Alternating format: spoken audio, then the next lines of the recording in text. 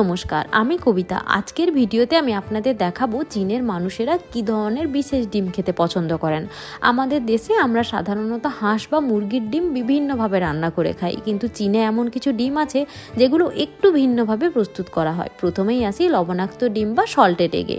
এটা মূলত হাঁসের ডিম হলেও এই ডিমগুলো হয় নীল রঙের। চীনারা এই ডিমগুলো লবণের দ্রবণে ডুবিয়ে রাখেন 2 থেকে 4 সপ্তাহ। এরপর ডিমের কুসুম তেলাক্ত বা লালচে হয়। এভাবেই তৈরি হয় লবণাক্ত ডিম, যা তারা ভাত, টোফু এবং স্যুপের সাথে খেতে খুবই পছন্দ করেন। আর এখন যে আমার হাতে আরেক ধরনের ডিম দেখছেন, এর নাম হলো পিদান বা সেঞ্চুরি এগ। এগুলোও বিশেষভাবে প্রসেস করা হয়। ডিমকে চুন, লবণ, গমের খোসা মাখিয়ে কয়েক সপ্তাহ রেখে দেওয়া হয়। এরপর দেখা যায় ডিমের সাদা অংশ জেলির মতো স্বচ্ছ আর কুসুম হয় গাঢ় হলুদ রঙের। দেখতে অদ্ভুত লাগলেও চীনে এটা অনেক জনপ্রিয় খাবার। আপনারা এই ধরনের ডিম কি আগে কখনো দেখেছেন? কমেন্টে আমাকে জানাতে ভুলবেন না কিন্তু।